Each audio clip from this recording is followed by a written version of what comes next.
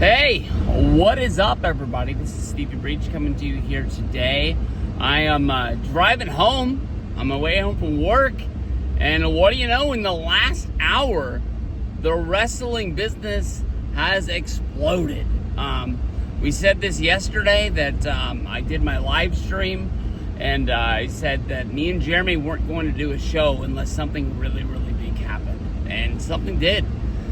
WWE and ESPN have announced that they are going to be doing Wrestlepalooza live in Indianapolis, September 20th, the same day that AEW is running their own pay-per-view All Out of Toronto.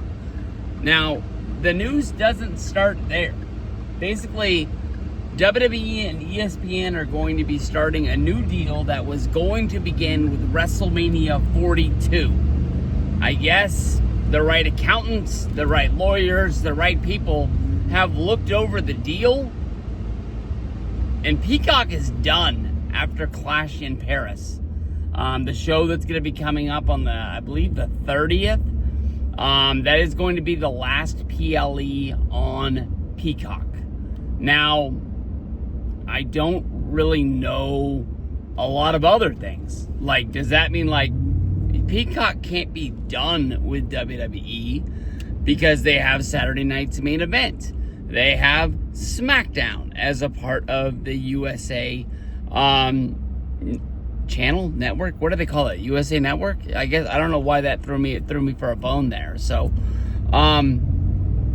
we don't really have an answer. Like, what is going to happen with WrestleMania 4? SummerSlam 1987. Oh, shoot, I don't think there was a SummerSlam that year. I think it started in 88. But Survivor Series 2003.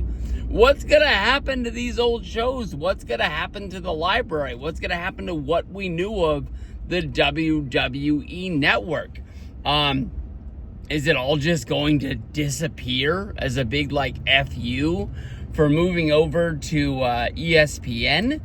A lot of people think that the WWE Vault, the WCW Vault, I don't even know if they've started an ECW channel, but they should.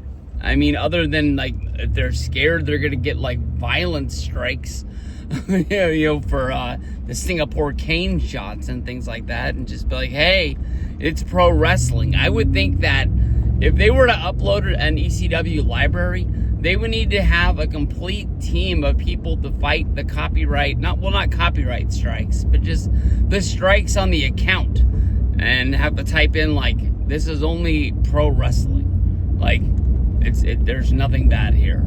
But we'll have to see. But I mean, we're really going to have to sit down tomorrow. We're all going to have to sign up for the brand new app that launches from ESPN. It will be called ESPN DTC, Direct to Customer.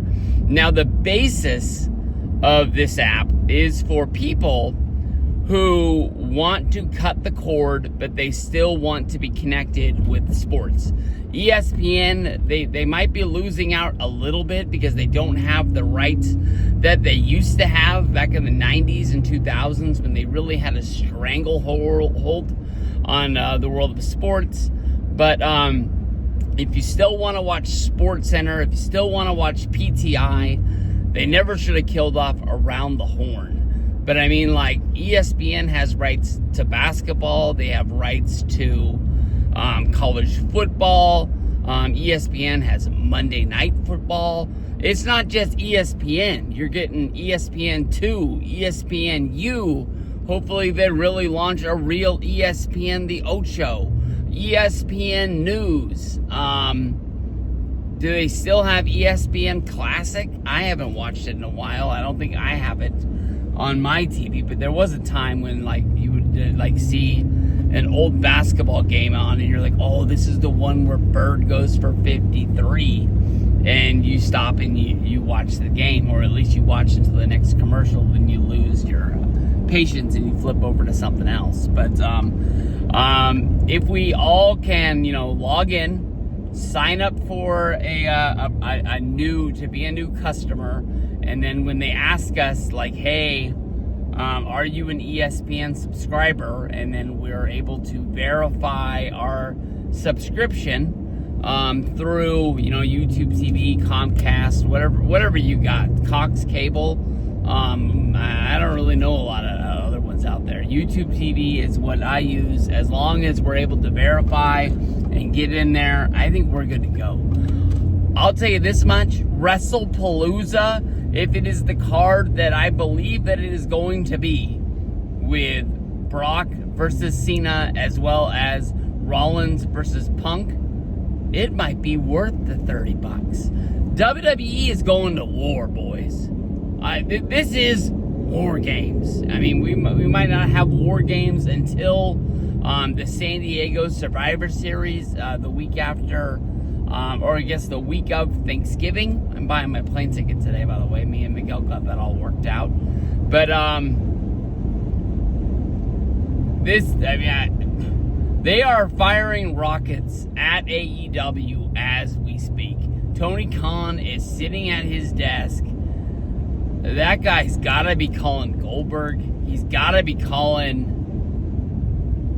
I don't know. I mean, he's probably calling Kurt Angle at this point. I'm trying to think of, maybe an NWO reunion of... oh, shoot. Buff just lost his leg. Gosh darn it. Alright, I was going with Scott Steiner, Buff Bagwell, and Kevin Nash. I really don't know. He's got to sit down and he's got to retool what he's got going on. Maybe, no roster split if they're still doing that. But, AEW is going to have to, really retool what they got going on. I'm sure a real AEW fan, I apologize. I just don't watch the product. That doesn't mean that I don't care. It just means somewhere along the line they lost me. And it's going to take something big to hook me to get me back in. I've been a real big fan of AEW in the past. I've gone to shows. I buy the crate that comes in the box, every quarter. I help out the way I can. I still buy every AEW DVD. I am missing one that I just slipped through the cracks. I don't know how I missed it. But I have every other AEW DVD. So this is going to be big. This is going to be really, really big. The game changes tomorrow. So I'm guessing that after Clash in Paris, you can look at your Peacock account.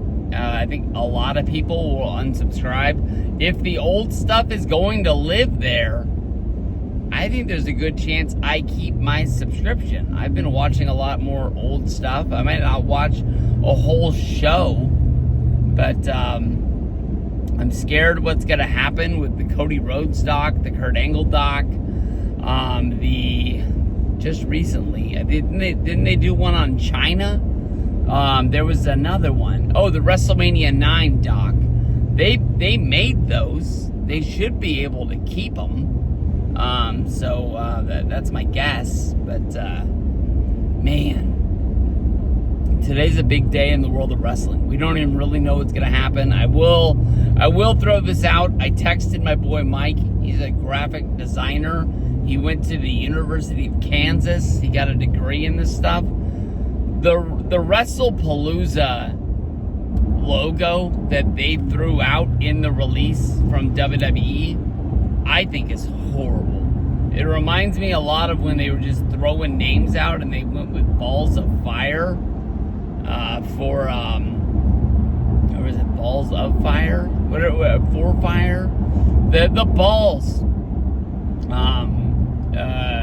graphic when they had that pay-per-view with Samoa Joe versus Brock Lesnar, and it just freaking had balls in a unit in the design and nobody seemed to catch it. Like, that guy was probably already on his way out when he designed that thing, and somebody was like, yeah, love it, throw it out there. But I'm excited. Wrestlepalooza 2025, September 20th, Indianapolis. That show is a month away. I don't know when tickets are going to go on but that's going to be a huge show. If you are even in like close to the Indianapolis area, buy tickets for that show. That is going to be one that you are not going to want to miss. A lot like the Netflix debut, WrestleMania 17. I'm not going to go as far as say like One Night Stand, the ECW show, but this is going to be a huge show where they throw everything at the wall and they're going for it. That's all I gotta say. They're going for it.